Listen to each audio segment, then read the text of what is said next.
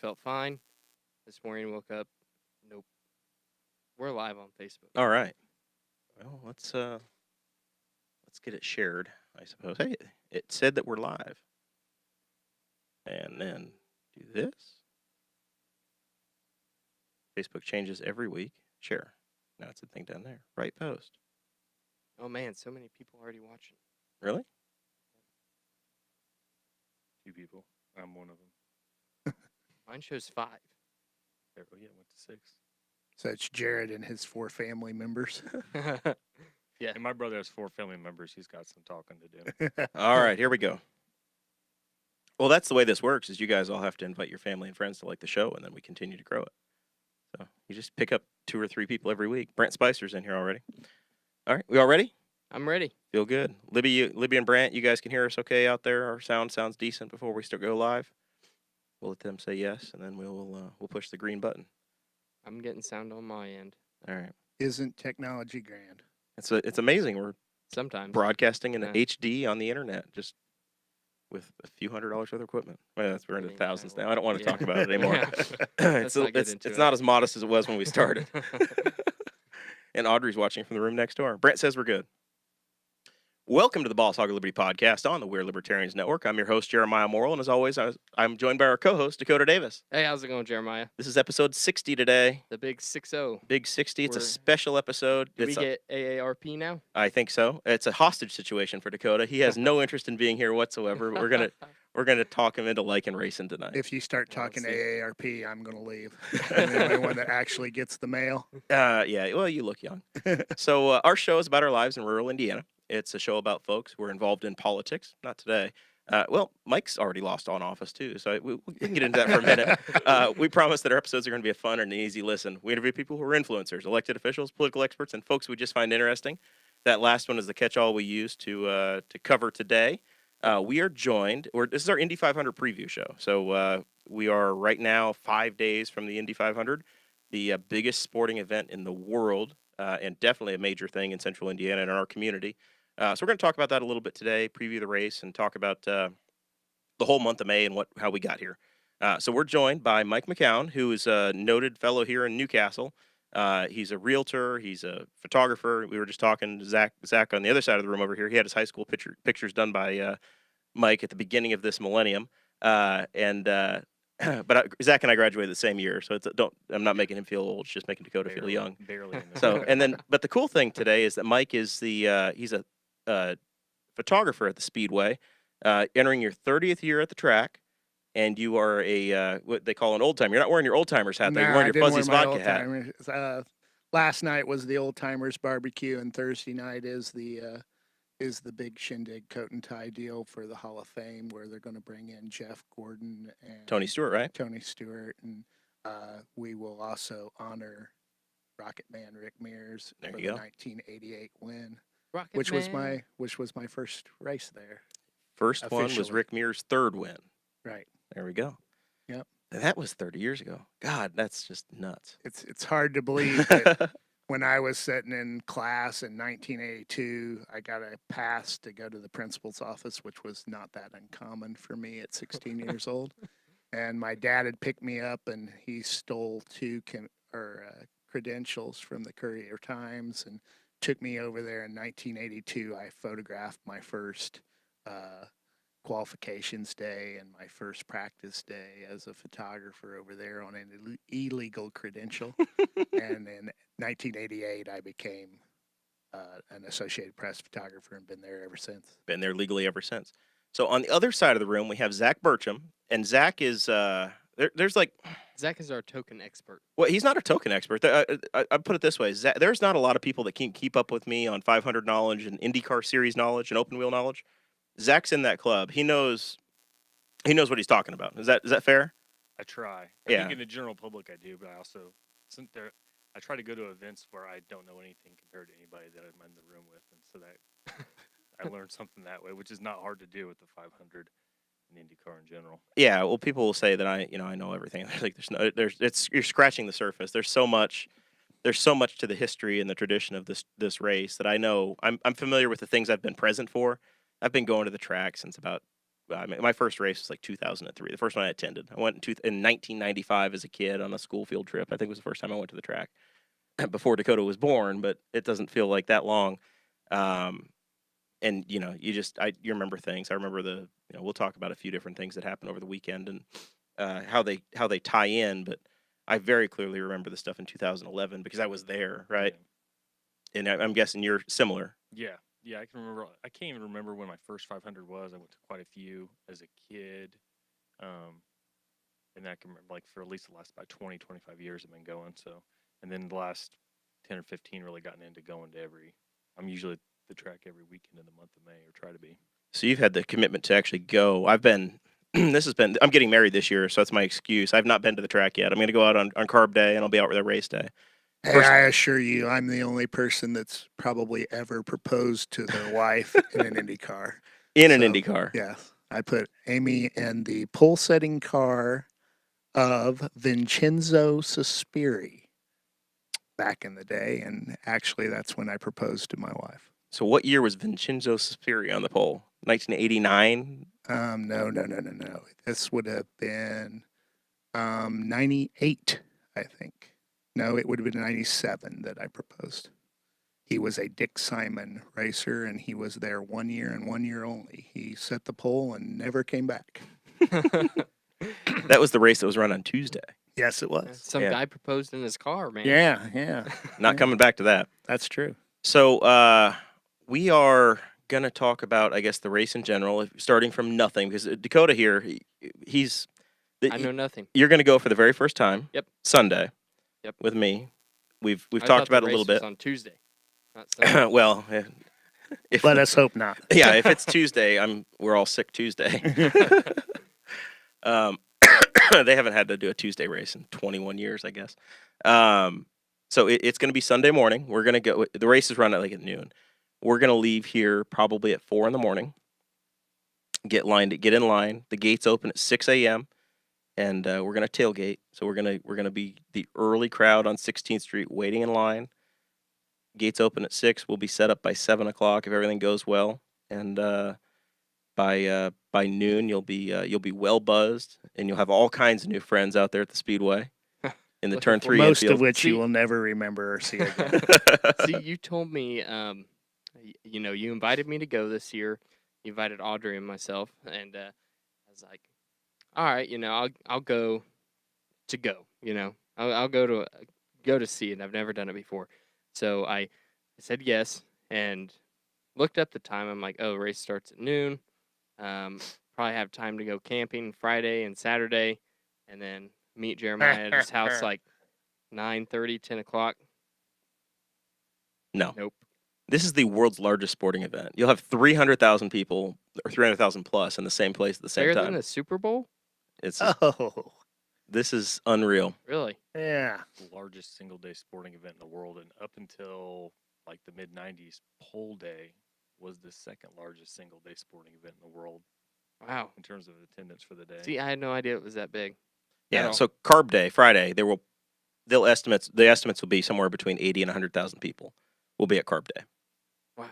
That's So, crazy. which is a big concert. There's 2 concerts. Train and Blues Traveler play, and they'll have an hour of IndyCar practice and the support series. So like the AAA series, we'll be out there on Carb Day practicing. Oh, So, they or practice- they'll run the race rather, the Freedom they- 100 or Yeah, whatever. all it is. 8 of them. So do they race while the concerts are going on? No, No. it's the practice. The IndyCars practice like at 10 o'clock, or somewhere in there, 10 or 11 o'clock. They'll practice for an hour. The Freedom 100 will go for about an hour, 45 minutes or an hour, and then they'll have a pit stop competition where not all of the pit crews, but say the top 12 or 16 teams will do a pit stop competition, and then once the track activities end, they will open the concert area up in turn 4, and people will go watch. If you're on the ground, you can go see Blues Traveler and Train for free.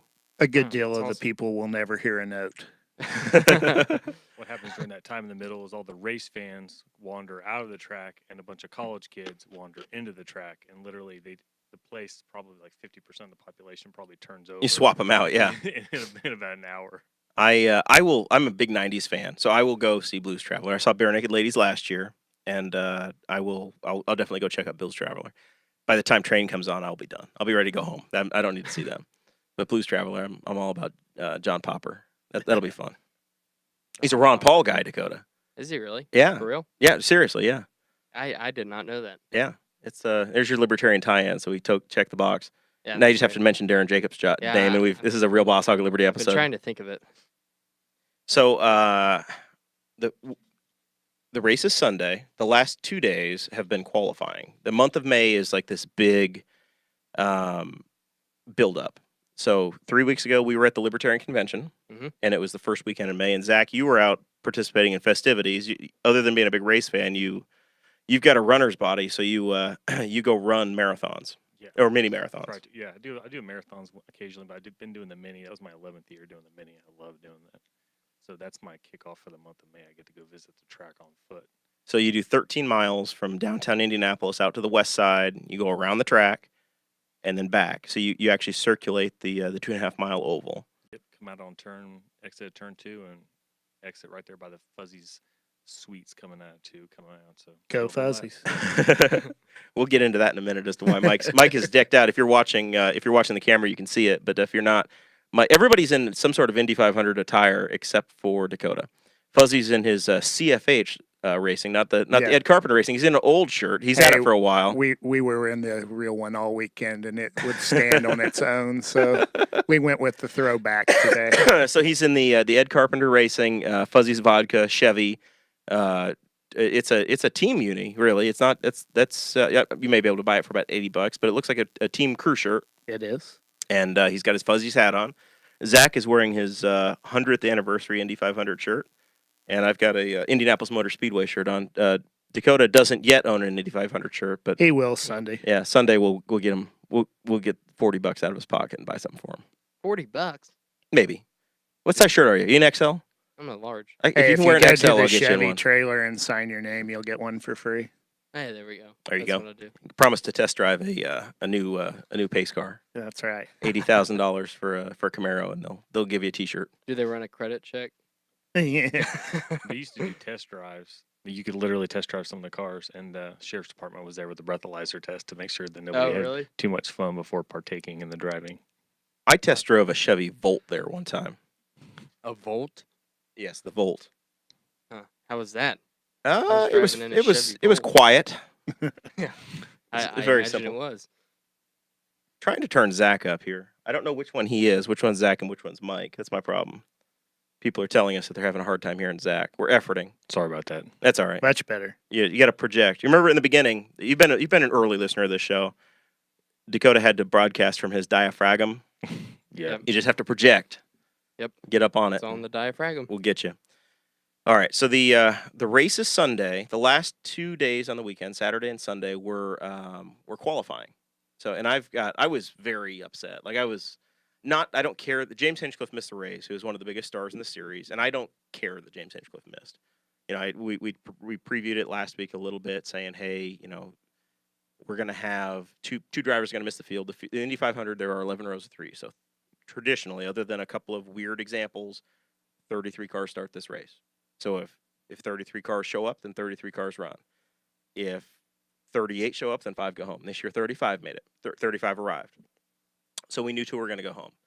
I don't care that James Hinchcliffe missed. It's great. I want the fastest 33 cars, no matter who it is. I don't care if you're, I don't care if you're Simon Pagenaud or Will Power or one of the fastest guys or James Hinchcliffe and you missed the race, you missed the race.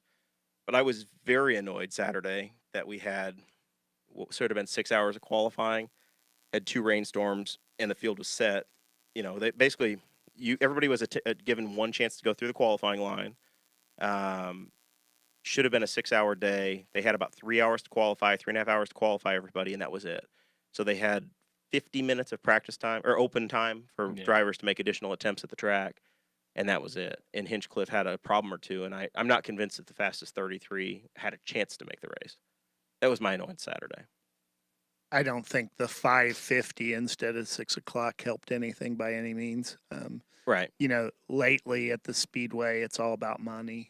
You know, and TV dictated that they wanted 10 minutes to play out the drama, and they may have created that drama.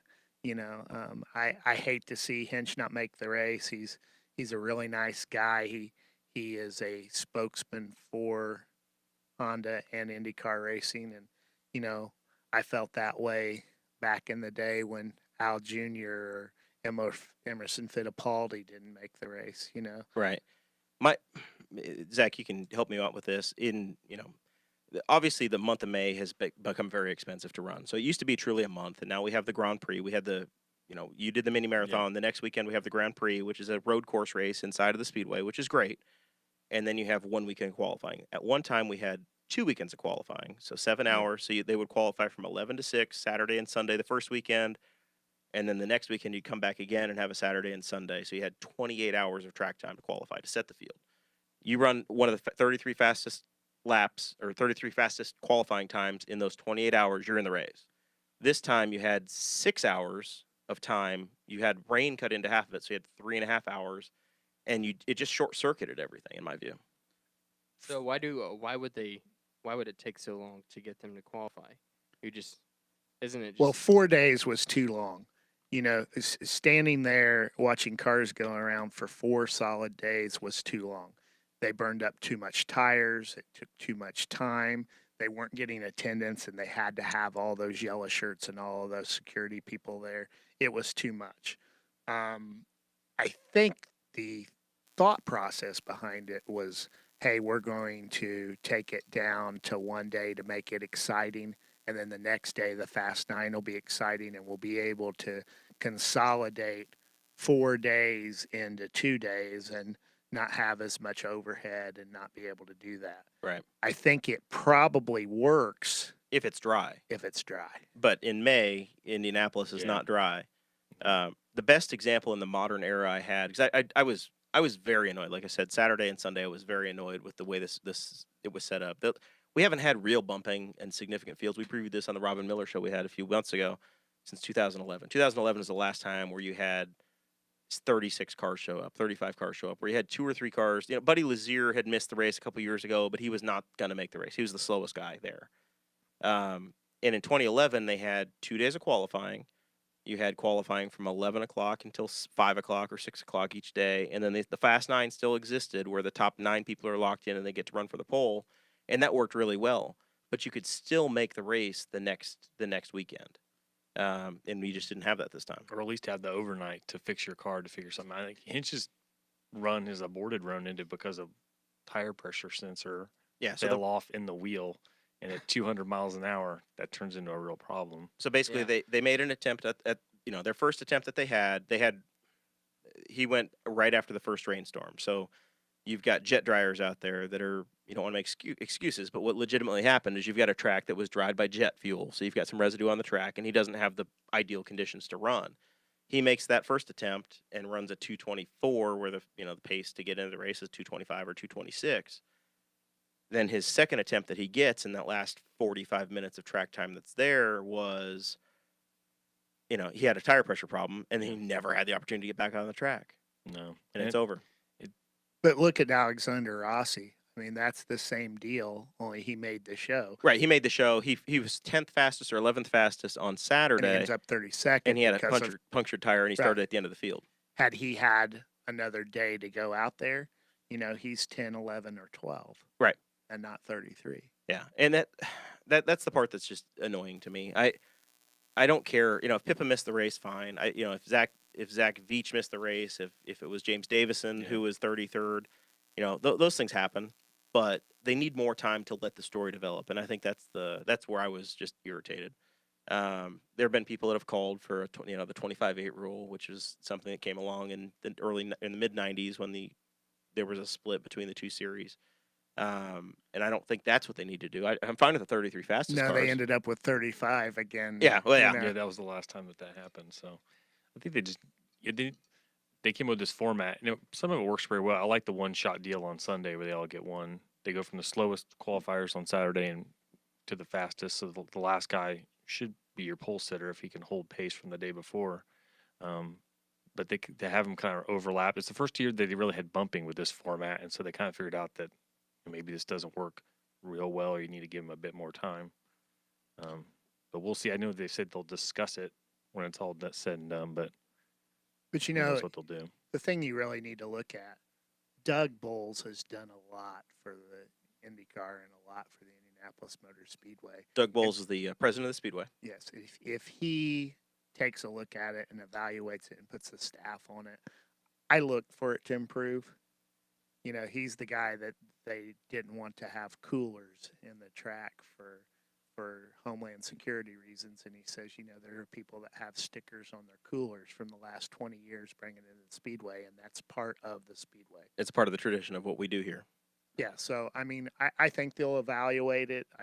I hope that it improves. You know, I think the Fast Nine's a great thing. You know, I think going into the Fast Nine, I thought there would be a couple of Andretti cars there that weren't because of the one-shot deal. You know, that's the way it works. So You the know? fastest nine, you have there are two manufacturers of motors. The cars all look the same this year. We had different body kits in the past. Now this year, all of they have a common body to the car, but you have two different engine manufacturers. So there's Chevrolet and there's Honda. Chevrolet was much better this year. So But I'm not sure they're that much in better qualifying. racing. In qualifying, they were faster. So there were 7 Chevys in the top 9 and 2 Hondas. 4 teams, I think, were represented amongst all of those, if I remember right. Two teams were the 7 Chevys. Yeah, Right. basically all of the Penske cars and all of the Penske, Carpenter cars yeah. were in the top 9, and then one The old coin car. one coin car, Sebastian Bourdais, And then Dixon. Scott Dixon for Ganassi Racing. You know, I really don't think we have a big 3 anymore. You know, it's a little more level playing field. You knew Penske was going to be strong with all 4 cars. I think Ed Carpenter Racing was a surprise to put all 3 in there. Way to go, Spencer Piggott. Way to go, Danica Patrick. You know, it made for some pretty interesting watching. So after the qualifying was over, most people expected something to happen that has happened in the past, where if a driver that's a big name sponsor, to paint the picture for James Hinchcliffe, there's basically like 3 drivers in this series that are, or maybe 4 drivers that have been on reality TV. IndyCar's like way to get attention has been putting their drivers on reality TV. So Elio Castroneves once Dancing with the Stars and became this huge stud. Alexander Rossi and Connor Daly did The Amazing Race and got a huge amount of notoriety, and they're both in the race. They're starting 32nd, 33rd, but they're both in the race. James Hinchcliffe finished 2nd in Dancing with the Stars a couple years ago, developed a big following, and he's now the spokesman. If you watched Dakota, another sport you don't watch, but NCAA, March Madness, if you watched any of the March Madness, James Hinchcliffe was in Honda commercials. Every commercial break, they had James Hinchcliffe and his Aero Racing Honda in the commercials, selling CRVs, selling Civics, selling Accords. I mean, they pushed James Hinchcliffe and Honda. And then you get 2 months later, James Hinchcliffe just missed the race. So it's a disaster for Honda, and it's a disaster for Aero, where you've got millions of dollars tied into this guy, and you're like, well, he missed the race. And that's exposure that IndyCar's been desperately trying to get for the last 22 years. Yeah. Since the split. Since the split happened. So something that's happened in the past, and people assumed that it would happen again. There have been examples where huge name drivers, Bobby Rahal, who was a winner in the 80s, and he was the IndyCar Series champion in 1992. He came with Honda in 93 and missed the race. Big Miller Genuine Draft sponsorship, and he didn't race. He's just like, well, that sucked, and we lost. Penske, we talked about that a minute ago with Mike. Team Penske, Marlboro Team Penske, with 2 Indy 500 winners, the defending champions of the race, totally missed the boat in 1995, and they went home. But you also have the examples of 1992. Scott Goodyear missed the race. They put him in Mike Groff's car as teammate, and the guy came back and he finished 2nd in the race and missed in the closest finish in the history of the race. And then more recently, 2011, Ryan Hunter-Reay and DHL in a brand new sponsorship deal that they wanted to protect and have going forward. Andretti Autosport bought a car from AJ Foyt, replaced Bruno Junqueira, who had been a pole sitter. He wasn't a slouch either, but he was kind of a one-off situation. So we kind of expected, with all of the money that was there, that some Honda guy was going to get some sort of a deal would be made, and they would let James Hinchcliffe in the race. Yep. So what's happened, Zach? Nothing's happened so far. I think everybody kind of thought that because if you go to the track right now, there's a gorgeous-looking temporary suite structure built in Turn 1 that's got Aero all over it, and so they kind of run down the options, and that team's got 2 different affiliated one-off programs. One of them is not theirs, but it's a Michael Shank Racing with Jack Harvey, and then the other one is Jay Howard, and somebody thought, well, they're just going to boot them out. Ultimately, it costs money to run those things, and those guys work hard to get those rides going. So that was quickly kind of nixed. I think the only other option I heard was Connor Daly. And if you follow Connor Daly on social media, he works hard. He went and did the Amazing Race last year. He got back. And I think the first day he was back and was off of his imposed kind of isolation, he found out he was fired from his driving job last year. So none of those guys Is he were any going to go up the relation road. to John Daly? No, his dad is Derek Daly, former Formula One driver and Indy 500 driver who you see on Channel 8. Who Irishman. yeah. An Irishman. Oh, But, yes, I'm but there Derek was also Daly. some sponsor ties there. I mean, you have the Air Force. The Air Force is not going to want a Canadian driver in their car. You know, It didn't bother the National Guard to have Dan Weldon in their car or Vitor Mira, but yes, it was Yeah. But Those are some pretty Connor heavy put that accusations, sponsorship Mike. together. Yeah. Well, I mean, it all boils down to money. You know. So you're saying Canadians don't have very much money? No, I'm saying that the Air Force wants an American in their car. Well, and there are more ties. All of these cars are on are on the grid because of business relationships that exist. You mentioned the Michael Shank car with Jack Harvey. That car is owned by Michael Shank. It's not Yeah, owned by that's not owned by Sam Schmidt. They've it's got like a technical partnership. technical alliance. And then the Connor Daly car is owned by Dale Coyne, but it's a technical alliance with a guy named Tom Burns, it's leased to Tom Burns. Yeah. So it may not be Dale Coyne's decision to make on that car. So then that kind of pointed to Jay Howard, who is the other Sam Schmidt teammate, who's the one-off guy. But word is he's like, I'm not I giving really this car don't up. think any driver has any say-so in that. I mean, it comes down to the money, the car owner, and the sponsors. You would think that if the right check was cut, they would just say, the hell with it. We're going to pay you whatever you gave us. We're going to give you your money back. We'll fight it out in court later. And they could make the deal. I think if any deal is going to be made, it's going to be with Jay Howard's car. But at this point, I don't think it's happening. But I wouldn't be completely shocked if the 7 car was the Aero Electronics Jay Howard, or the Aero Electronics James Hinchcliffe car. Yeah, we'll see. I think that it'd be kind of a PR nightmare at this point because there's been a lot of backlash to even the thought of doing that, and so it might look better for them to have James doing PR in the suites, talking with people, and then a lot of people said that ABC needs to get him in the booth because if you ever heard an interview with James Hinchcliffe, he's a fantastic guy to talk to. He's real witty, he's quick, and he'd be great in the booth. They need the help in the booth. He may be the Pat McAfee of IndyCar. Oh, he is. James Hinchcliffe has a podcast, Dakota. He's a competitor of ours. Off track with Hinch and Rossi. That's right. And he also had the mayor on air before that. That's right. He was syndicated on Sirius XM radio for a long time, and now he and Alex Rossi, 2 years ago, that guy won. How do we get that slot? I don't know. I guess we just gotta keep pounding away here, making laps, and someday we'll get found. Maybe, hopefully. The CEO of Sirius XM is one of the owners of that Michael Shank racing team. Mike, Absolutely. can you pull some strings for us? I don't know that I've got the same race for that.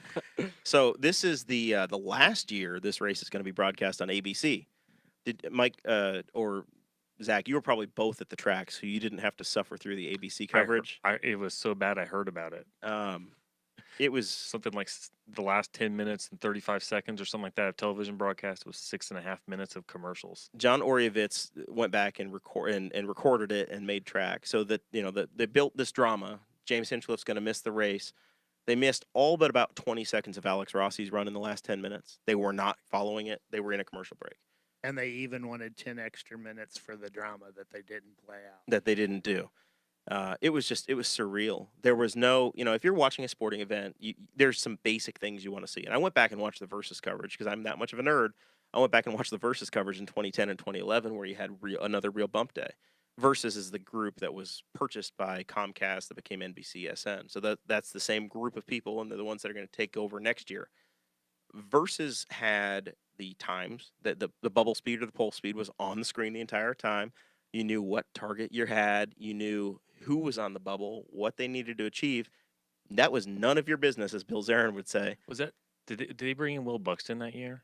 I don't think Will Buxton, but Will Buxton did a little bit, but he wasn't on that year. No, he was. I knew he was in Indianapolis one year when NBC Sports Versus had qualifications, and yeah.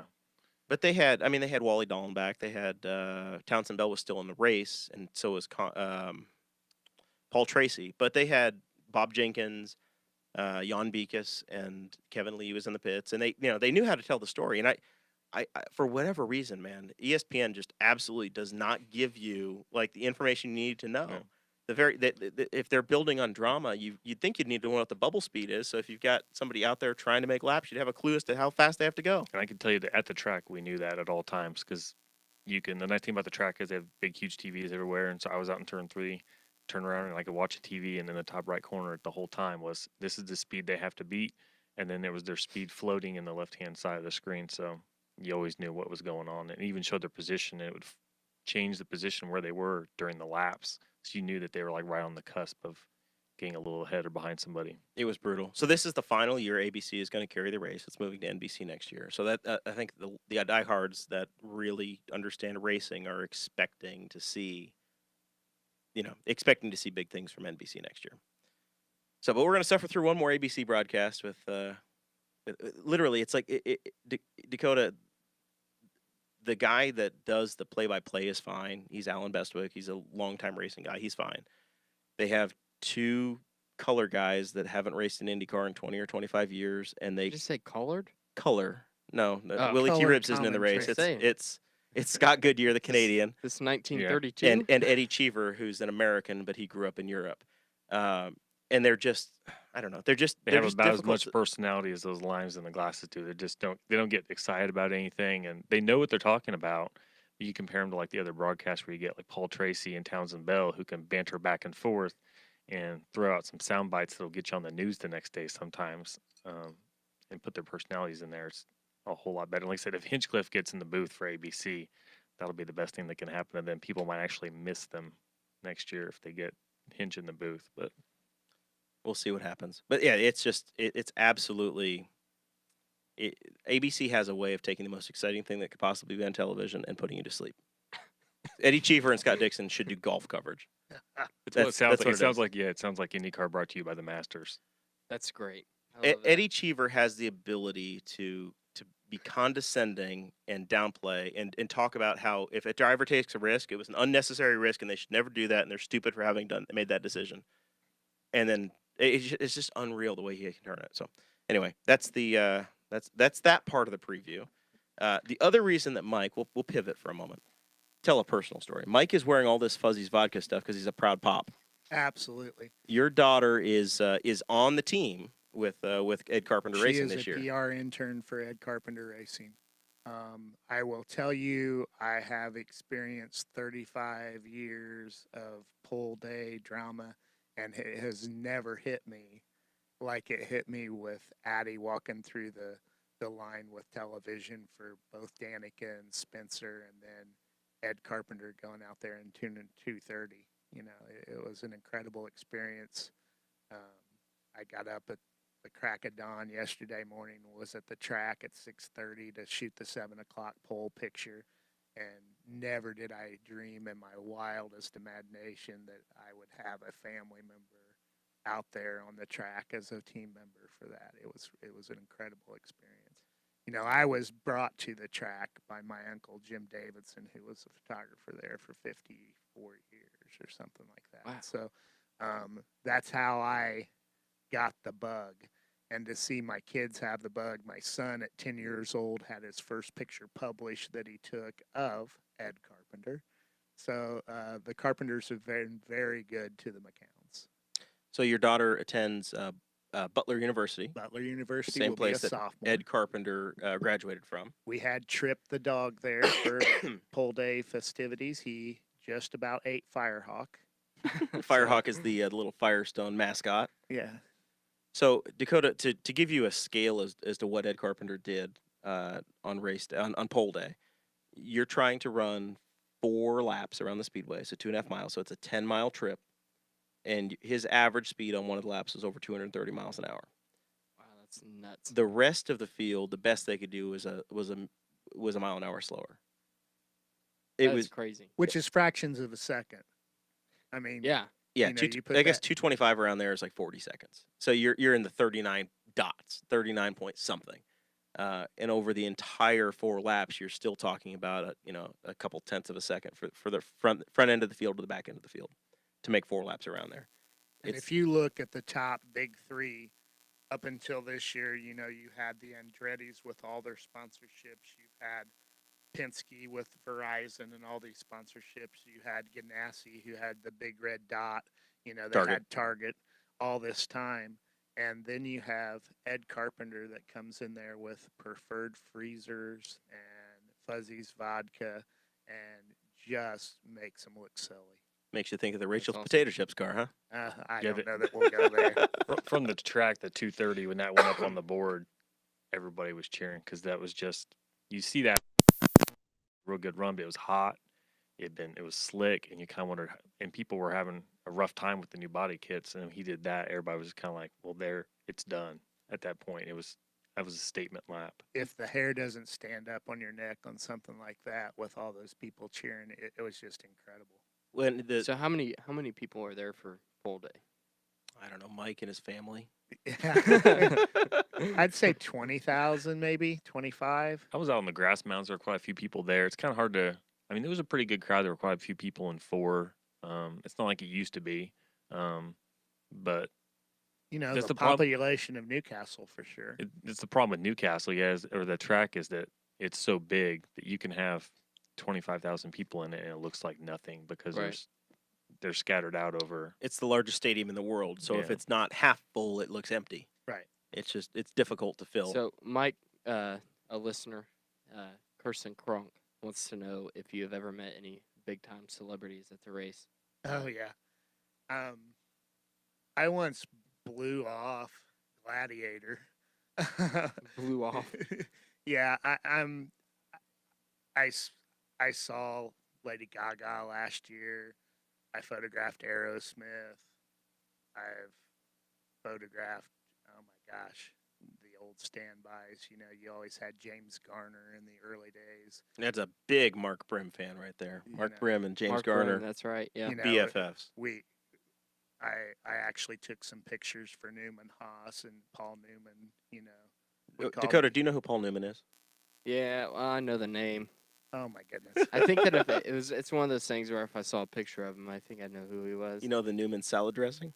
Yeah. That's the guy. Yeah, him. that's it. Okay. That's him. Movie star. Old Blue Eyes. Old movie star. I ran into Letterman at the Grand Prix.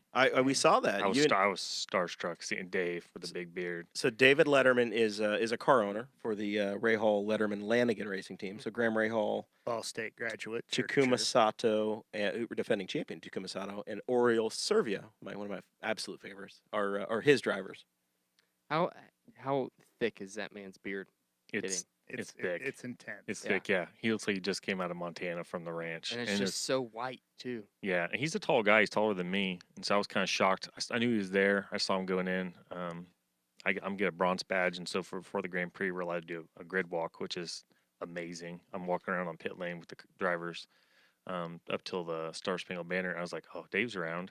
I try not to be one of the people like forces my way in or anything, but I saw him chatting with a guy. I was like, Dave's talking to people. So I ran up there and dished my brother and his girlfriend. And got my picture with Dave. You know, Russell Crowe, the Kardashians. I can't tell you how many people over the years that we've got to photograph. I will tell you that they wanted me to photograph George W. Bush, or I'm sorry, George Bush Sr. He came in this is how stupid I am. He came in 2003. I remember that very specifically. Well, guess what? I missed him because I found Muhammad Ali. There you go. You know, Muhammad Ali was my idol as a kid. You know, you had Evel Knievel and Muhammad Ali, which is today's Michael Jordan. You know, The vice president came last year, and I'm afraid, as much as people like the vice president, he's going to screw up traffic again and probably show up again this year. He popped up for practice day. Friday, right? Yeah. Or was it either Monday? He was there this week, I think. Yeah, but I wasn't there that day, but some friends were, and they said it was a bit of a nightmare. Like they had cars parked on the pit lane, they couldn't get back to their garages, and they wouldn't let anything move in or out while he was in there talking. So Even the crews were screwed over by the vice president. I can't. So he was on pit lane. I did see pictures where he and Doug Bowles and some others were walking around pit lane. I know the turn 2 suites turn into a nightmare when he comes through. So I'm usually pretty good at talking my way through yellow shirts. I'm gonna but- take the H6 with us, and I'm gonna try to get an interview with Mike Pence. If you Excuse take the me, H6, sir, Boss Hog Liberty. you're going to have to get some insurance on it. You will probably wear it. Yeah. All right. So Mike's been out at the track for 30 years. I put in our notes that you sit at the pit entrance, right? The attenuator for the pit first entrance. photographer at pit entrance. I actually wear a fire suit. So I'm on my third fire suit. They shrink. they just keep getting smaller and smaller on you. Absolutely. Are you wearing a Simpson suit? I have been, but this year I am not. Uh-oh. Did you This outgrow year- the Simpsons? This year I am no longer in a Simpson, and I am in a red camel racing suit that I picked up at the racing industry show in Indianapolis this year and had it tailored so it actually fit. Yeah. So a camel. Yeah, red camel racing. How- Never heard of them. Interesting. So not within your 30 years. No, They haven't been there. no. So is this an antique suit? You No, sure this is a you sure brand it's new still flame company. retardant? So yeah, it's still. I hope it doesn't melt off of me. We'll so it's we'll not see at the Camel time. cigarettes. no. Oh, that's what I thought it was. So No. you were involved. There's a guy named Mark Dismore who owns the go-kart track here in Newcastle. Absolutely. So your career and Mark Dismore's career have crossed over a couple of times. Yep, I've been hit by several people down there. Dismore was Was the big one. was the big one. Billy Boat hit that one year, and that was a really good year for me because that picture was used a lot because it was the first year that the styrofoam was there, and it looked like Christmas. You know, The first year for the safer barrier. yeah. So it was yeah. probably 2002, 2003, all somewhere in that rinsed range. together, man. Yeah. It was an AJ Foyt Conseco car. That's about all I can tell you. Darren Manning, Greg Gray, and Hornish came in there on me once, and I didn't see the third car, and actually got a piece of brake rotor in the kidneys. That sort of hurt.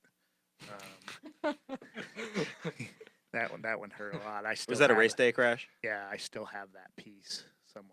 Not in you. No, no, Yeah, no. it's in there somewhere. No, it smoked me pretty good. Were I you- actually had Jack's camera and the Canon engineers make me. It looks like a foot pedal for a Gibson guitar. That I have a camera bolted to the wall now, so that I can hit that when it gets too close in my big camera. So you can drop down and still I get the drop shot. down and still get the Were you shot. standing there for the first Indy Grand Prix start? Sebastian when Saavedra. Saavedra You're botched probably it? on the wrong side of it. Yeah, Going I'm the on wrong the way on wrong you. side of that.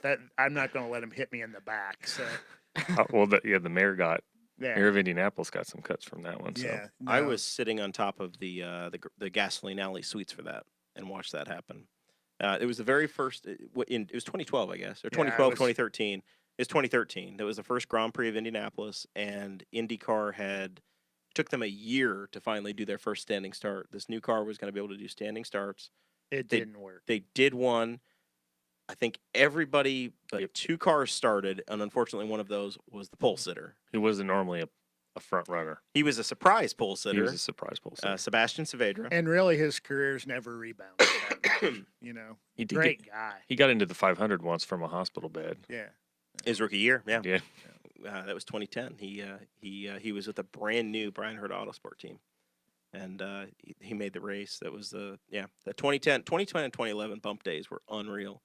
I think two drivers withdrew their times from the race in 2010, and Sebastian Saavedra fell back into the race, and nobody else could run faster.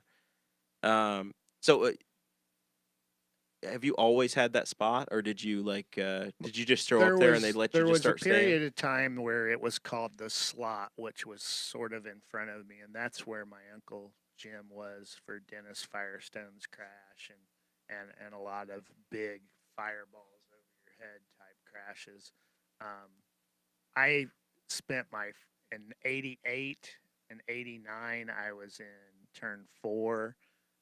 90, I got the Poncho Carter crash in the Hardee's Special, and that was in the slot between 3 and 4. And then shortly thereafter, I bought a red fire suit and moved down into the pits, and I've been there ever since. Wow, that's really interesting. I know before we did this episode, Zach told me that he was like, "You have some really good stories from the race, and how you got there is really cool." and after talking to you, I think you were right, Zach. But Zach, is your mom Jane? Yes, Jane Okay. is my mother. So she commented in the live stream and said that she attended her first 500 in 1959. She missed a few in there. That's the interesting thing about the 500 is going in. Donald Davidson, the track has a historian. It's got a really fascinating story where he just got obsessed with the race. He's a genius. And I've taken this class. He taught a class at IUPUI, which was actually at the Speedway High School through IUPUI. But it's interesting when you go to, like I talk about, I try to go to events. You go to something for the track, and it's amazing how long people have been there. I talked to Doug Bowles at the Grand Prix, and I said, "You know what the longest tenure somebody has tickets for?" He's like, "No, but there's quite a few that go back to World War II." And Wow. they have one guy who I think this will be his 92nd 500 that he's going to be going to this year. So His 92nd 92nd. 500. Yeah, if to really even to start to really impress anybody on how many times you need to have gone, it needs to be like probably 50 or 60 I was going to years. say you have to be over 50. I've been. Well, we'll get into a minute. That's towards the end here as to how many times people have been. We'll get into that. All right, so let's start to talk about some of the other stuff that goes into the month of May, because we've touched on a little bit of it. I made a list here, and you guys tell me if there's anything I'm leaving out here. But it's the whole month, and the festival's the whole month, and the all of the things that build to the race. Zach did the mini marathon. Well, there's just I like the end part. We It's my have favorite. yes. Life So changed Zach forever. Zach did the mini marathon, and then they have princesses. So every driver in the race basically is a princess. There's 33 princesses, and we have one from Henry County this year. We do. Try high. Try high. It's Katie Try Poff. Katie Poff, Poff, Poff, Poff, Ah. Poff, Poff. One of my Henry County 4-H alumni, and personal friend of Dakota Davis. So yeah, Katie's a princess. So we're very proud of that. It's exciting. Also a butler. And she's attending Butler University, indeed. You have a parade on national TV. So the Rose Bowl, are you familiar with the Rose Bowl, Dakota? Yeah, I'm familiar with the In the Rose Bowl parade. Yeah, the bowling alley here in Newcastle. Yeah. Yeah, it used to be owned by the Rutherford family. No, the Rose Bowl in Pasadena, California. They have the Rose Parade on New Year's Day. Yeah, I know what it is. I was just joking. Right. It was Of course a joke. you were. That's why I laughed. Yeah. I thought it was funny. So there's the Indy 500 has a parade on Saturday. This Saturday coming up, they've got a parade where all the drivers get in it and they wave, and whatever celebrities that they've brought in, if they bring in Guy Fieri or whoever the celebrities are for the Victor Oladipo, the pace car driver, they will all be in a parade on Saturday, and that's on national TV. So it's on WTHR, and then it's also on NBCSN. So they're going to have big. On race day, you've got all these things. This pageant. You have back home again in Indiana. Our special, we were testing the camera the other when we got the audio, the new soundboard the first time.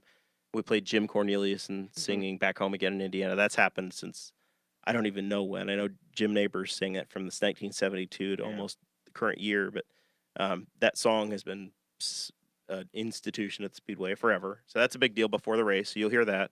I won't be here to guide you through it, so we're doing it now because I'll be in my seats and you're going to be in the infield. And then it's Memorial Day weekend, so you hear taps, which is it's Memorial Day, so you're gonna hear taps played. Yeah, and the place will be. You have 300,000 people that go completely silent. That's awesome. That is really cool. At the end of Back Home Again in Indiana, there's gonna be about 250,000 balloons released. I don't know how many it is. It's going to be the most balloons you've ever seen in your life, in your mind. A lot of balloons. Is that good? It depends on which group you talk to. That sounds. If you're a fan of 500, it's a beautiful sight. Yes, sounds dangerous. They're biodegradable. Every one of them has a little note in it. I'm not even talking about that. I'm talking about power lines. They all go somewhere. They're Ohio's problem. They might block out the light for the solar farm next to the track, though. Could be a big issue for Indy County.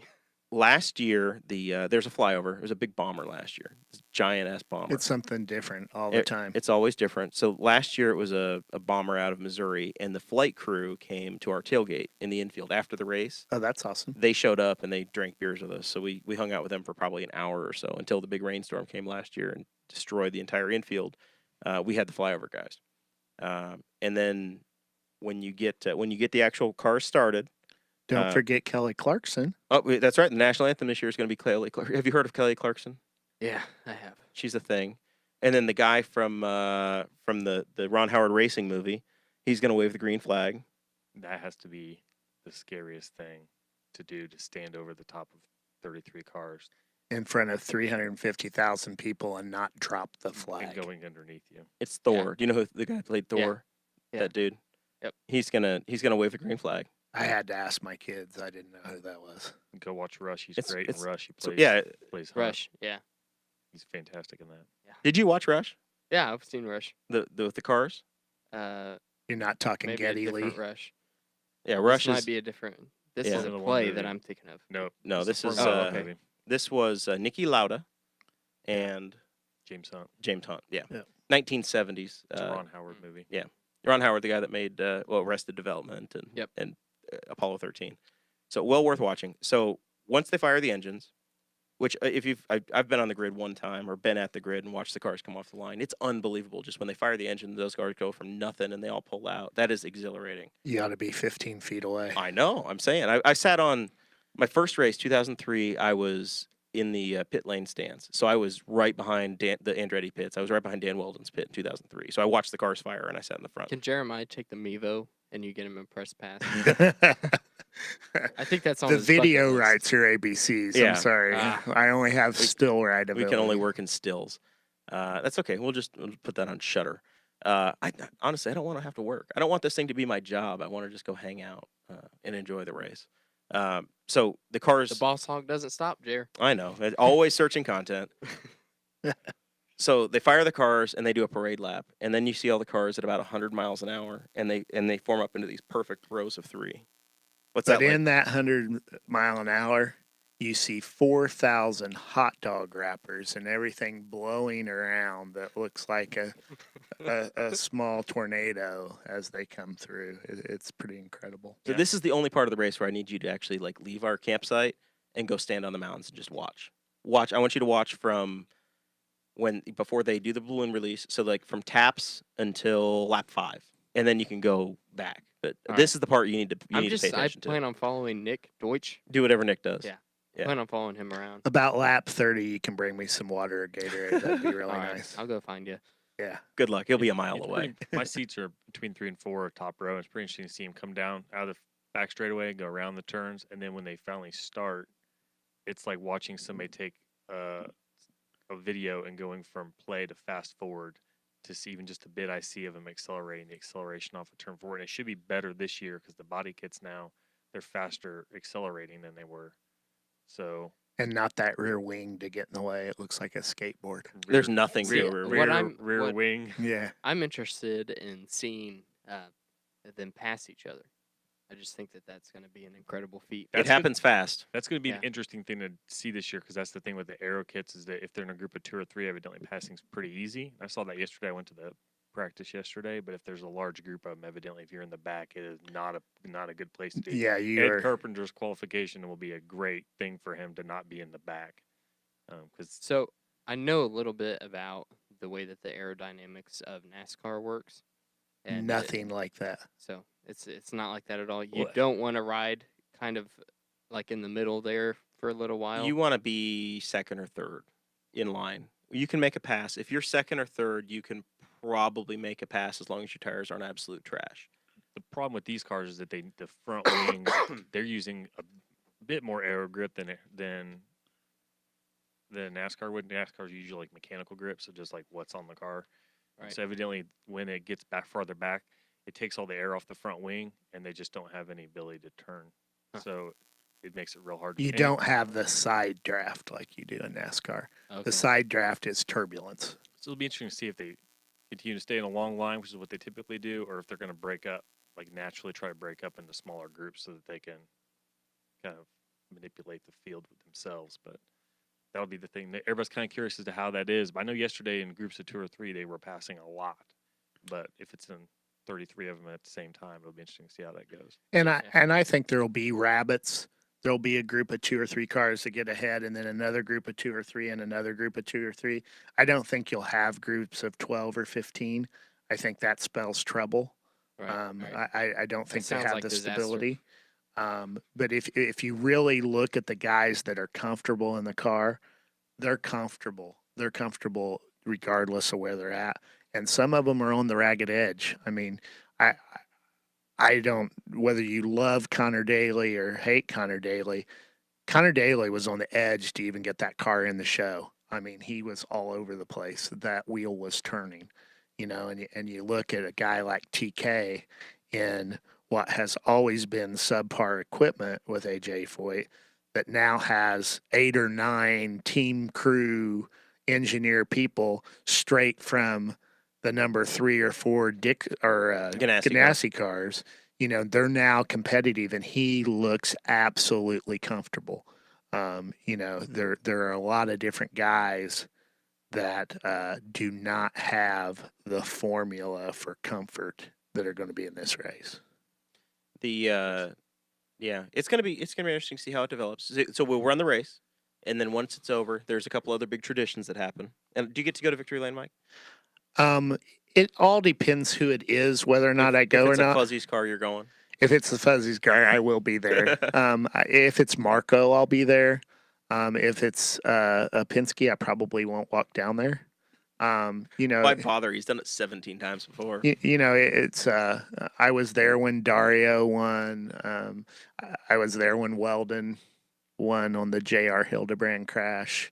I've gone down there. I don't reserve a spot, or AP has like 20 people down there. I don't go compete with them. The shot I try to get is when they come into the pits right there in front of me, pumping a fist. Yep. I have had that last year. I had Sato last year. I had Montoya. That's the shot that has been my money shot the last few years that I really work hard to get.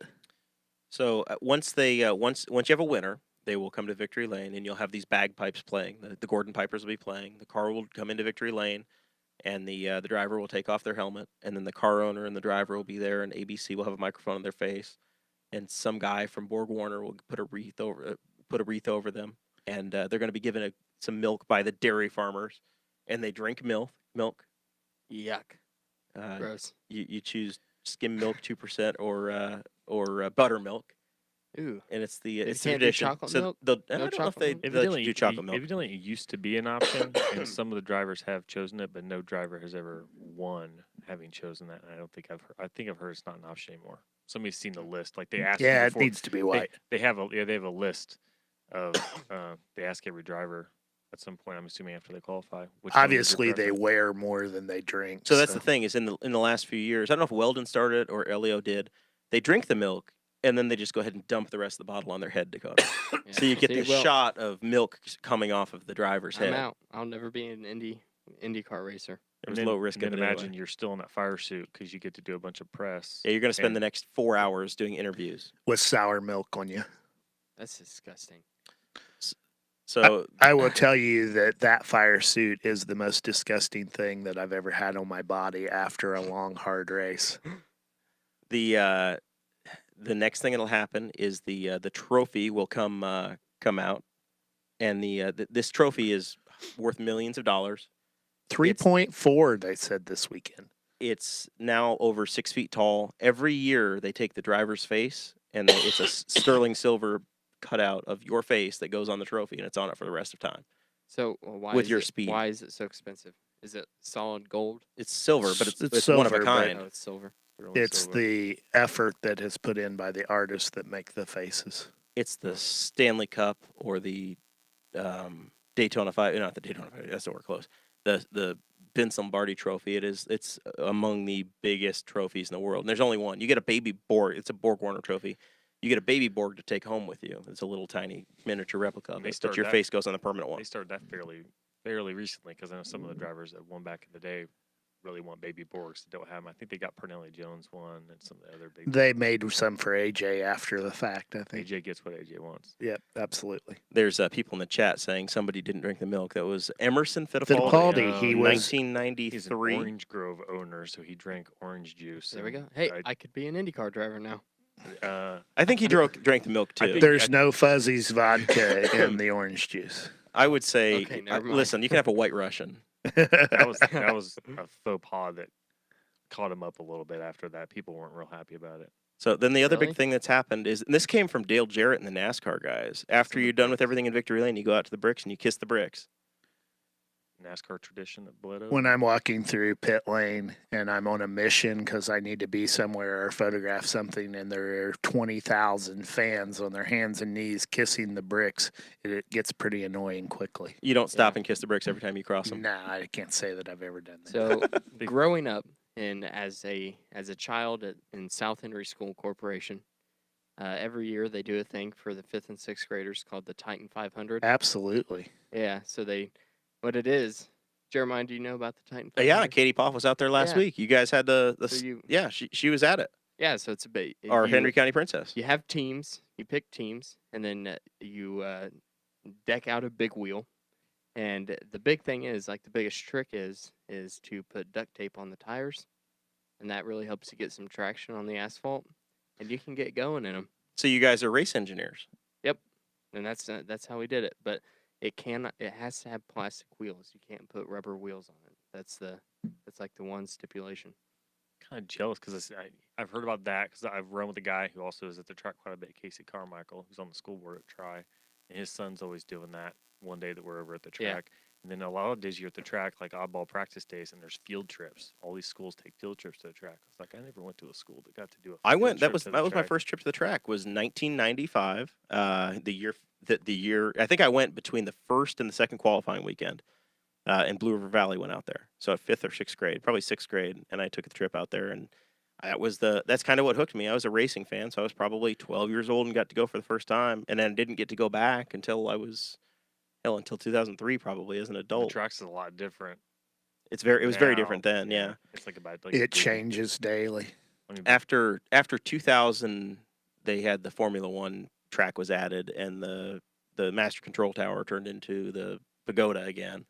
And then since then, you've had the F1 garages added, and that's probably the biggest change in my memory at the Speedway since that time. Yeah, I remember the old Pagoda, not the original Pagoda, but the old one. You know, it's always changed. I mean, Gasoline Alley changes just about every year. It's the media center is incredible now compared to what we used to do. You know, I used to have a guy that would come around on a moped and pick up rolls of film and take them back and soup them, and 3 hours after the race, I'd find out whether an image was used or not. Find out if something's useful or not. You know, now my 15-year-old kid can run down there and hand it to him, and it's already on USA Today or on the Los Angeles Times before the race is over. You know, you're 100 laps in, and if there's a crash in the first 30 laps, it's already on. It's online. On every website. Yeah, it's technology has changed. So are you pulling for a Graham Rahal to hit the wall at a turn 4 like he did back Graham in the day? Rahal has hit the wall just about every year he's been there right in front of me. I was going to say. Between Jimmy Kite, Graham Rahal, and Billy Boat, Old McKown's made a lot of money over the years. That spot right there, 2009, 2010, 2008, 8, 9, I think Graham hit the wall his first couple of years right there. Scott Sharp always hit it there, too. Except for the year he crashed in turn 1 when he had the pole. That was ugly. It's right about where my field of view ends for my seat, so I usually see the donut on the wall, and then just like, well, something just happened. All of a sudden, the wall's not white anymore. Hope McKown's still breathing. Yeah. So, all right. Let's talk about your first time. You don't remember your first time you went to the track? Because this is Dakota's first one, so I want to try to paint the picture. I bet I was 10 or 11, and a tradition then was we would get up, leave at like 5 o'clock in the morning, and we would go in, and we came in off 38th Street. I'm a north sider, north 40 side of the track. I don't spend much time on the south side. And we would get off on 38th Street, dive down Falcon Drive, get us between 34th and 30th, then we'd sit on Falcon Drive, and they set a mortar off when the gates open, so that's when you know it's time to jump out on 30th Street and get in line. And we would sit in the North 40, and there'd be 25 of us. We'd do a draw, cut up the paper, pay $1 in, do a little pool, and then we'd fix Spanish eggs, which is eggs with salsa in them, and then regular eggs for people like me, and then fix some little smokies. Salsa's just too much. Yeah, I'm just not that big on that. And then, but then, you know, everybody had their little thing that they brought. So somebody would bring the eggs, somebody would bring the smokies, somebody would bring chocolate milk, orange juice, I love stuff. little smokies. And then just chill out in the North 40 until it was time to head up to the stands, and so that's what we did for years. And then a friend got us into camping. You know, I remember thinking, who does he know that we got this deal? We were camped right outside the track, and then I got into that when I got a camper, and so I've been camping at the race for about 12 years, probably 10 or 12 years. So you camped in the infield for the GP. I got real lucky. People know enough about my fandom of the track that when that popped up on Instagram last year, I think they had Graham Rahal with a camper with Doug Bowles in the infield say, "Hey, we're going to do camping for the Grand Prix. It's a road course thing." And I was like, "I'm in." And so I hit up a bunch of people, and my brother bit too, and so we got in there, and that was pretty amazing. We're camped right on the Holman Strait. Cars driving by for breakfast, and wake up, and there's cars driving by, and we got a private tour up into the pagoda and spent some time on the Yard of Bricks that night. And then they had some drivers come by. So Johnny Rutherford, Tony Kanaan, Connor Daly came by near the campsite. And then They hung out in the campsite with you. they came into our little area. There's like 4 different camping areas. And they came to ours. The coolest thing that year was it was last year. I think we were on the news like 7 times because we had Dave Calabro camped around the corner. Doug Bowles was camped right there. And so the news would just come by constantly. And was like every morning we'd have an interview, every evening another interview, and then some of them were using B-roll of our campsite. But yeah, that was Somebody go talk to Chuck Loft, and he's out there again, lonely. But yeah, it was a little quieter in the infield this year. But as far as the media, they didn't care. It was the second year we were there. But you go in the track, and I almost never leave the entire weekend. It's fantastic. In the early 90s, I would go in at midnight. Uncle Jim and I would go in at midnight, and then we would walk out on the inside of the fence and watch all the drunks on Georgetown Road. That was the first education I had of what the Indianapolis Motor Speedway was all about. And then you'd try to sleep 2 or 3 hours and get up and go to work, you know. So there's 2 things that happen. There's people like Zach and I go for a race, Yep. and we watch the racing. But Not we if also, you're in turn 3. You're not well, going for the race. I embrace it. I also like to have some fun in the infield. But then I do have seats. I go up and I go to my seats, and I'll watch it. But turn 3 infield is a different experience. Dakota, don't dress too fancy. Is it the snake pit on like just a mile down? So the snake pit thing is that's an interesting question. That's complicated. Like everything else, it's complicated. Turn And 1 ever changing. Turn 1 used to be where the snake pit was. Snake Pit now is kind of like the Broad Street Cruise in Newcastle. Like it used to be this kind of thing that was its own thing, and then it went away because bad things happened there. Yeah. And then now they brought it back as another ticket to sell and As a ticketed concert. event. Yeah, and so it's the Snake Pit now is not what the Snake Pit was. It's more techno and stuff now. You are going to what in the old days would have been the snake pit, turn 3, infield, the infield party. That's where we're going to be. All right, we're going to be at the infield party. But now there's a thing that they call the snake pit where you have an armband, and you're already too old for it, Dakota. You needed to be like 18 to 21 to care. You're far too old and mature. But they will have 25 or 30,000 people shoved into a tiny little It's tiny. It is tiny, and it's going to be. I saw them You would setting up have this 10 week. people in the space of the 4 of us at this. It is unbelievable. And it's this huge party. They'll have water guns spraying, and it's going to be an EDM event. Yeah, that's not what I'm about. So that you'll see them, and they will be very close to us. But we're going to be more of the. We are more like a college football We scoff at them. tailgating. Degenerates. Yeah. You will be covered in dirt when our time is over. You will be completely covered in dirt. I'm not big on that. I'm not big on dirt. It's yeah. You'll be Good luck on that.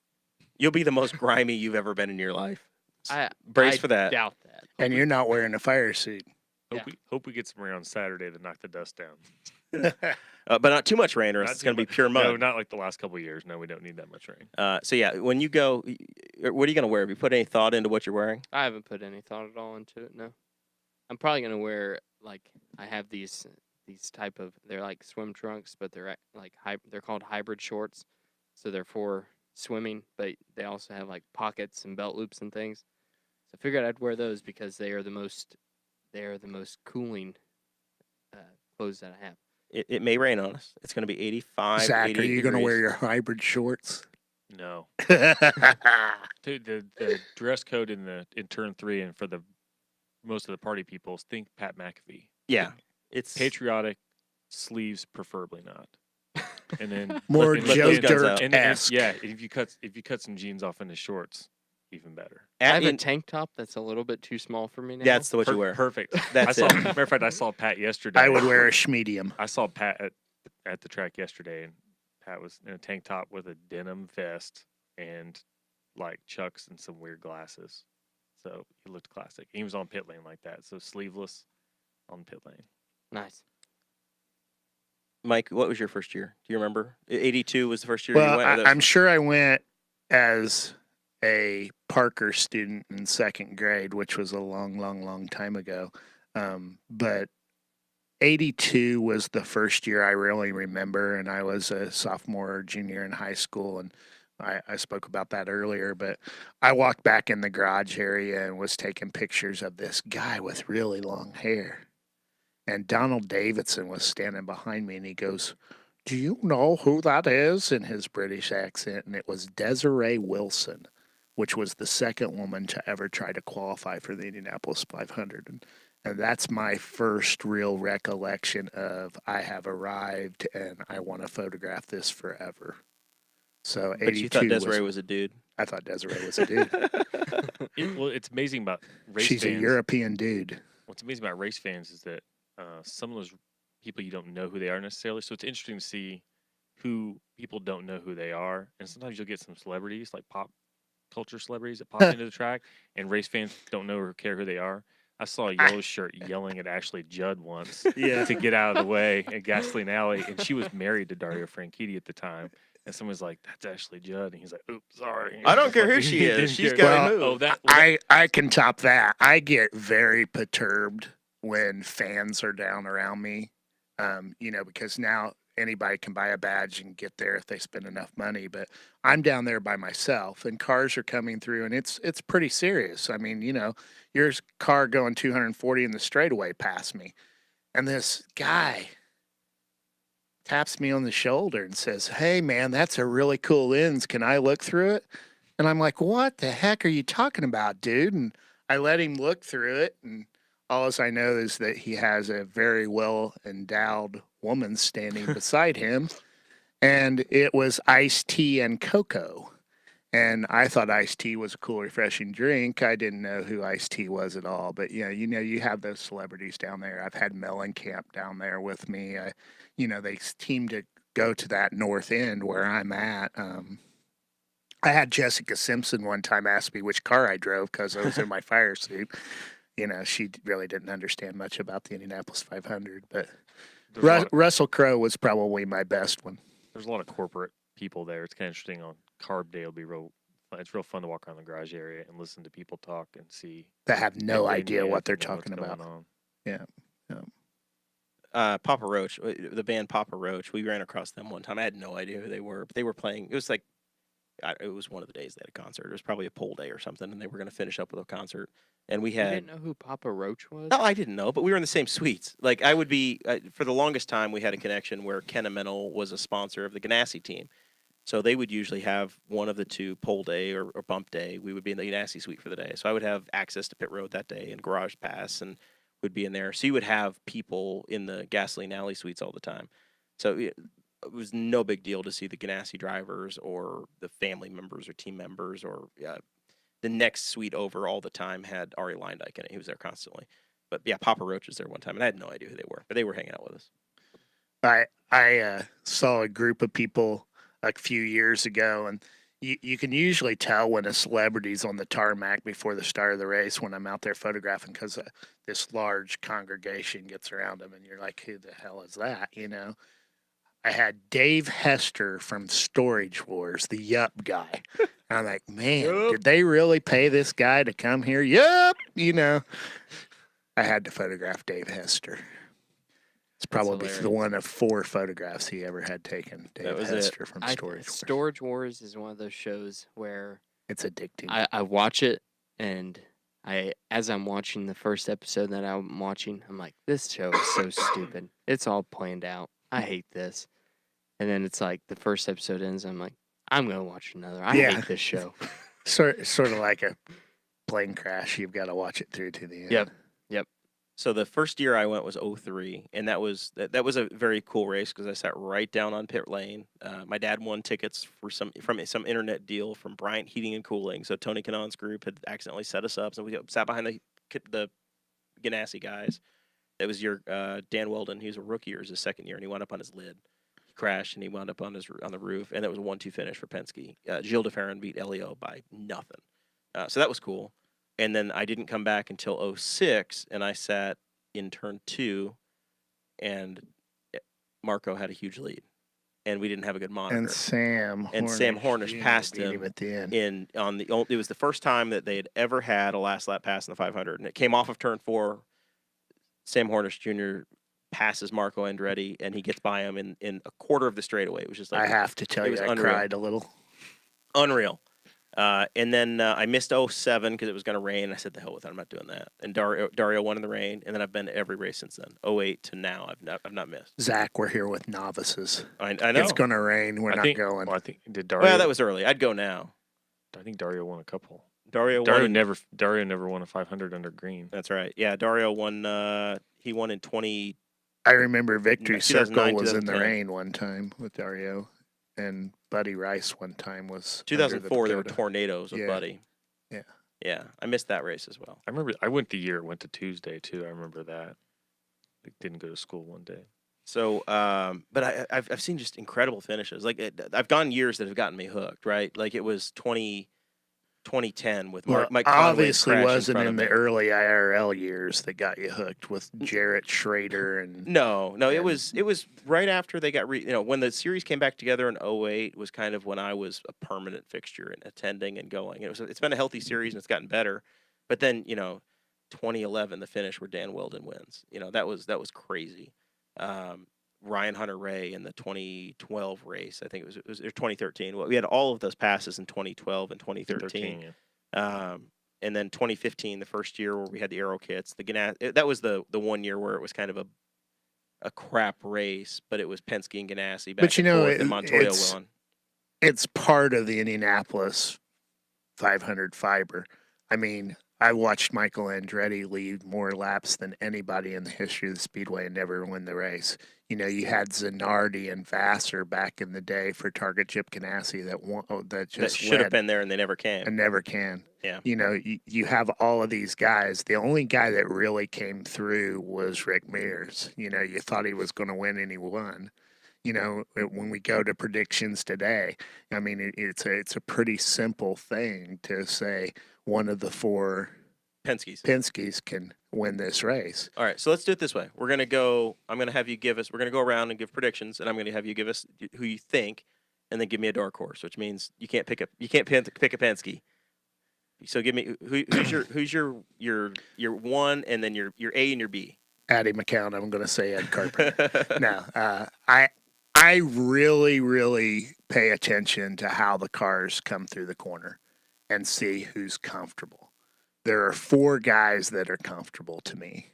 Will Power, Ed Carpenter, Tony Kanaan, and Marco Andretti.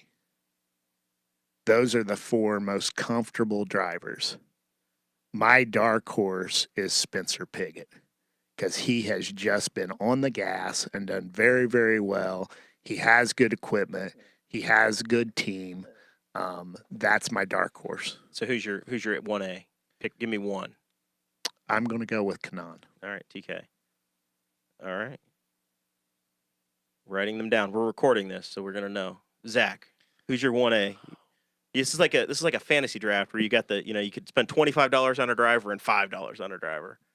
So give me your stud and that's kind of hard to. You kind of have to wonder at some point. Will Power's going to kind of put it together. Will Power is the hands-on favorite because he was a road course guy. He's picked up ovals very well. He really wants to win Indy. All the Penske guys really do though. So I try to.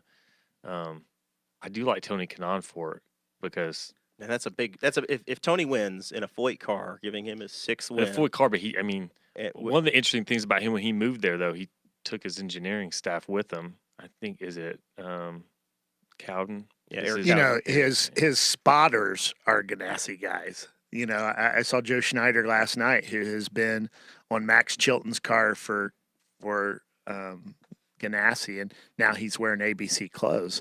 There are a lot of Larry Foyt has taken what Target dismantled and put a lot of those people in that position. They are no longer a second-tier team. I would say TKB pick 1, pick 2. All right. I bet dark horse, and I don't know if this is a dark horse the way he's doing this year. Wickens. Robert Wickens. Because he screwed up on Monday. He's going to be in a car he's going to have an hour on the track with. But there's the thing going where there's two types of drivers at Indy. Those who have hit the wall and those who haven't hit the wall. And kind of infamously with Kurt Busch a few years ago, he hit the wall, and then he drove a heck of a race because he learned where that limit was. And I think Wickens said he's like, that was a limit. He said he hadn't seen the car yet. It hadn't oversteered on him yet. So, and Wickens is a rookie, but he's far from masterful. Yeah. And now he's got Hinch's engineering crew are going to be helping him out. And he's got every bit of SPM on his side, right? And they got a chip on their shoulder. And one of them is Lena Gade, who is a engineer in WEC for Formula One and for the LMP1 program. Yeah. And so those are good picks. Wickens has been a podium guy a few times this year. He should have won. He could have won twice. He should have won the first race of the year. He got punted. He got Rossied. All right. So I've got I've said the beginning of the month, and I think we're all going to have Chevys. I don't know what Dakota's going to come up with. If he's going to have names here in a minute, but I'm going to go Joseph Newgarden. Newcastle trained him, but series champion, Penske car. He's been solid all month. He was darn good when he was driving for Ed and had some very, very good races. I think this is the year Newgarden gets his win. So I'm gonna say if I'm picking a 1A, he's Penske's lead horse right now he's too. The guy, in a lot of ways, he's the confidence guy for them this year. Yeah, I'm gonna go Newgarden. I wouldn't be shocked to see any Penske win. Pagenaud's probably the least likely of the Penskes for me, but any of the Penskes could win the race. And then my dark horse, I watched him work in practice Monday, and it may be a little bit of an emotional favorite, but I like J.R. Hildebrand in the Dreyer Reinbold car. I chatted with him. I go to Mid Ohio, and Mid Ohio is interesting, and I've talked to him for a few minutes. He's a great guy to talk to, and he's obviously got some knowledge from Ed Carpenter racing. And I mean, he's been a top 10 guy. He finished second as a rookie. Obviously, that whatever happened, he could have won if. If he'd had turned left. That was it's all Charlie Kimball's fault. That was a lot in it. I heard an interview with him where they said, "Have you ever talked to Charlie about that?" And if people don't know, he was leading as a rookie, and then Charlie Kimball was in the inside, and he didn't get enough information. He thought that Charlie Kimball would run out of gas, but it turned out Charlie Kimball was trying to get past, so he didn't have to run another lap because then he would have run out of gas, and he put it in the wall. But smart enough kid to keep his foot in the gas, and he finished second. Got I think he got Chevelle for that for his troubles from his owner at the time. So yeah, that's the Salesforce car, by the way. Our friend Jesse Riddle works in the Salesforce tower for the Salesforce right, people. He does. So I don't know. That's my. I'm not saying he's going to win, but he's my solid top 5. I wouldn't be surprised. It's a solid team for a one-off team. Dry and Reinbold they've done a great job. Karen was at the top of the charts yesterday with a number of nobody else. I mean, it was a big toe, but nobody else. Sage Karam has had a lot of really bad luck, but he can stand on the gas. Sage is I would not be surprised at all to see Sage in the top 10 if he can make 200 laps. Right. That's the deal. I mean, his rookie year, he went to the front to the back 2 or 3 times in a Dreyer and Reinbold car. That team's going to be back as a full-time team at some point, I think. All right, Dakota, do you have any idea at all? Yep. I have AJ is not in the race. Okay. My number 1 pick is Pippa Mann. Nope. My number 2 pick is James Hinchcliffe. That one may actually come through. There's enough money that comes along. It'd be interesting to see what the Vegas odds are on Hinchcliffe, and then bet on him now, and he pops into the race and come out smelling like roses. But if they bought his way in, which I don't think they would, he would come in with the vendetta. It would be pretty interesting to see how motivated he would be. There's a kid we haven't talked about, and that's Matty Laced. He's a rookie, 19 years old, younger than Dakota, Brazilian who's in the team car to Tony Kanaan. And DeMello looks pretty strong too. For not knowing he was going to be in the car till the week before the race, or the week before they start practicing. But yeah, Laced looks really interesting in that he's kind of reminds me of a Daniel Ricciardo from Formula One. He seems pretty carefree, pretty loose. He's not concerned. He's not like really worried about things. His eyes are the size of silver dollars, even in a golf cart in Indianapolis. I mean, he is just amazed at what this brings. So it's going to be exciting. You guys picked a lot of Chevys. Tony Kanaan, by the way, when they do the driver introductions on Sunday, you're going to have huge ovations. You're going to have a huge ovation for Elio Castroneves. You're going to have a huge ovation for Ed Carpenter, the pole sitter, and Tony Kanaan. Don't forget Danica. Well, and then Danica is going to be mixed. You're gonna have some boo birds, and you're There gonna have was some no love. mixing. There'll be a lot of noise when There's- Danica yeah, is announced. yeah. It'll There was be no one way or mixing? the other. No, there was no mixing. Okay, Nobody. here's the You thing. didn't hear anybody Pandemonium. scream. It's not her fault from, No. from a distance. She's played that a lot better this year. She's not very smart of a person. I listened to her on the Joe Rogan Experience. Well, her biggest issue was a couple years ago, and I remember I was one of those weekends I was there, and they said, "Well, what's going on?" And she's like, "I don't know. It's not my fault." And she buzz tossed her team, which is win or lose. Like James Hinchcliffe afterwards says, "Win or lose." He's like, "We win as a team, we lose as a team. It's a team effort, and you don't buzz toss your team on the PA." Joe Rogan was asking her. He's like, "So have you always been really interested in cars?" And she's like, I've never really been a car person. Never really been interested." I'll And tell She he is says, very different. he She's goes- not your typical he goes, "What racer. kind of car do you drive?" And she said, "I don't know. It's like a Tahoe or an Escalade or something like that." I'll tell you what's interesting though is listening to interviews with drivers. Now, some of them they say it and then they don't really mean it. Some of them aren't really car people; they're drivers. They don't care Yeah, about their street They cars. just drive. Now, I did have, I think I listened to an interview with Ross. He's like, "Yeah, I'm not really that into street cars." I'm like, "Oh, what do you drive?" And he drives like an almost 900 horsepower Audi sedan. Yeah, he's So it's not like- really big into So he's it, not real though. big, but then you got Tony Kanaan, usually has some nice cars and stuff. But some of those guys really don't care about the street cars because once they have a race car, what's the point? But Yeah. I mean, she was a karter. She can drive, and she's very controversial. She'll bring up some. But when you walk through the garage area and you see the gross amount of people that want to be in contact with her, it's almost the Michael Andretti. Michael Andretti is one of the greatest guys in the world, but he comes off on TV wrong. There's no way about it. And even Marco is that way a little bit. But, just the people that want to touch is just amazing. It's incredible. Addie said that she has the utmost respect for Danica that she didn't have before this month started just because of the amount. I mean, there's kids handing you drawings of I her. think she catches a lot of flack for the way she handles fans, but I think she handles more fans than anybody else She really has to handles handle. So. 10 times the amount of fans. In the peak of her IndyCar existence, 2009, 2010, 2011, when she was at Andretti, she was always the person, Dakota, that was most distant. She literally had walls put up where they would be behind, they would be in their garages with the doors closed, or when she was in a golf cart, they had the sides up on the golf cart, just to give her some distance or separation. I believe it. Where you see somebody like Jay Howard, and they're just, they're walking along, talking to you. They don't, they're just as happy to be talking to you as GP anybody weekend, else. Jack Harvey, I think I saw him like 3 or 4 times just wandering around the track and nobody's talking to him. There's nobody around him. And like, I almost felt bad. Like I should have said, "Hey, good luck," just so he knew that I knew he was a driver. Yeah. Because he was just in his Honda thing with his backpack on. And like at one point we were doing a Q&A with Tony Kanaan and Kyle Kaiser, who's a rookie, in front of the Pagoda Plaza, and there's like a couple of the camper people standing there. And here goes Jack Harvey, just kind of wandered by and looked over. I'm like, he didn't even think he was important enough to walk over and say and ask, "Do we have any questions or anything?" So yeah, she's at the other end of that spectrum. She can't go anywhere, and she handles it, I think, as best she can.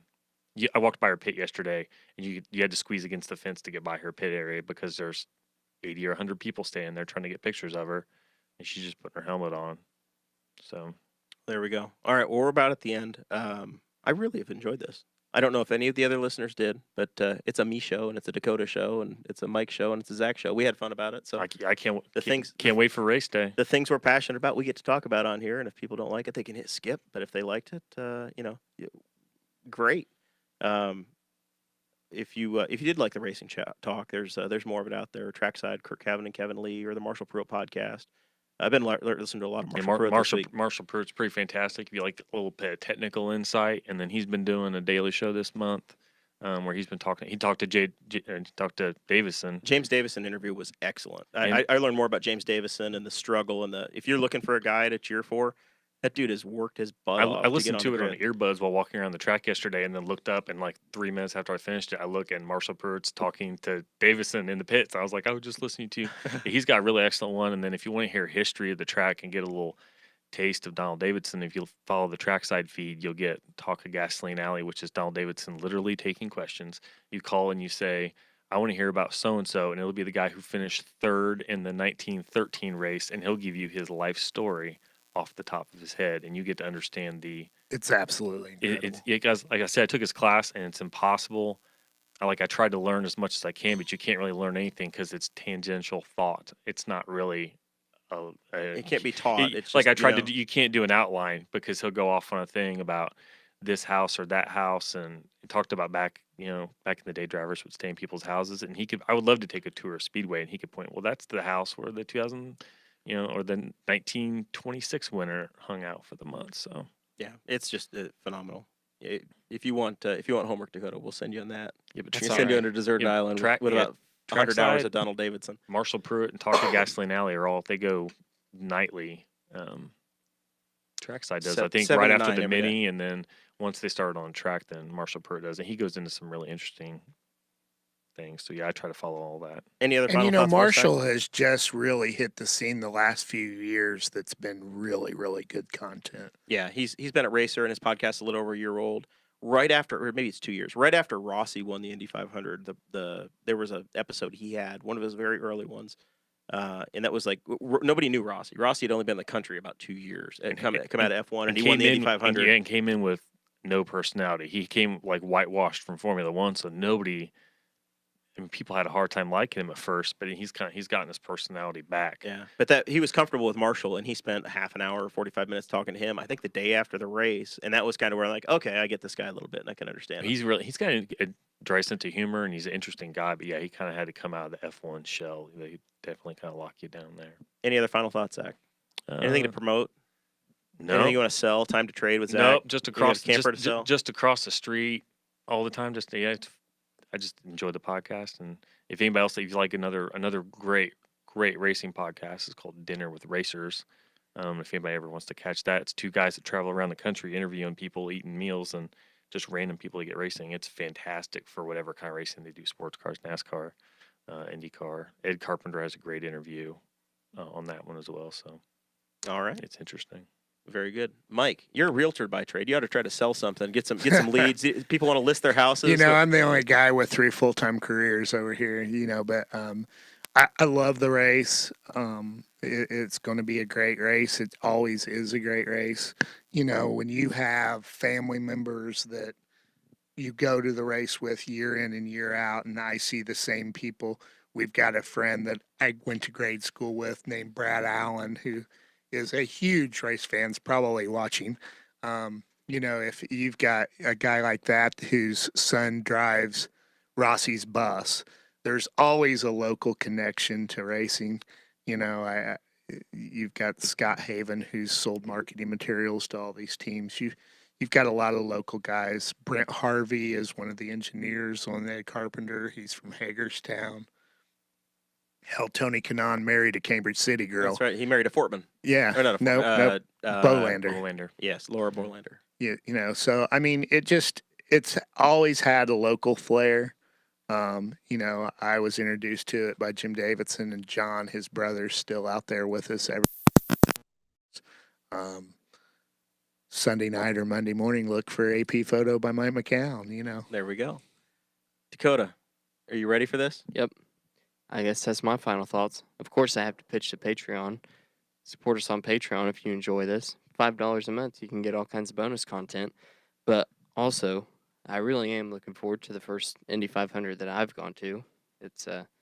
I think it'll be a good time. I'm actually really looking forward to it. If you get a chance, just chat with the yellow shirts. They've got great stories. Oh, I bet. And most of them have been there forever. Like the guy that barked at Ashley Judd, he's always in the same spot. And there's a guy that I think he said he opened the doors at the museum. When you go in the museum, there's a guy that opened the doors and the track's open. And somebody asked him how long. He's been 30 years. He's been opening that door.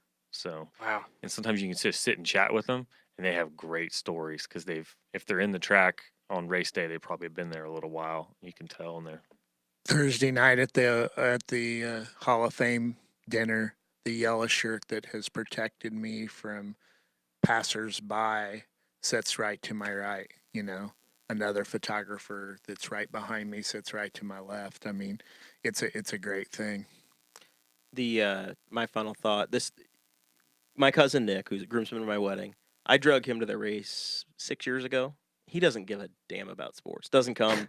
He's been to the race every year because it's just a thing you go to. Yep. It's become our tradition where I But get him to come here every That day. story is the only reason that I decided to go. Yeah. It's because I know Nick doesn't really care about sports, Yeah. and he likes going. So I don't think he's "Oh, you ever know seen a car, but he goes. It's just worth going. Because the nickname for the event is it's the greatest spectacle in racing. So it's not just the race; it's everything that goes on around the race. And right. so yeah, I used to stand on the edge of the grandstand when the mortar shell would go off and watch a hearse with urinals strapped to the side of it come flying in, mud flying everywhere. I mean, you'll see some things you've never seen before, I assure you. There will be women in the men's bathroom. I've heard of that. That's definitely gonna. That's a thing now. the Chuck Berry slip and slides. Yeah. Just brace yourself. You're gonna have stories for the rest of your life. All right, that's the end of this one. We will see you all Thursday night. We're gonna have Councilman Clay Morgan, and I think I don't know, is Cade coming on with us? I think we have Cade. I think it's Cade. All right, Yep. we'll see. We'll see you all Thursday. Thanks for having me. All right, we're gonna get a picture.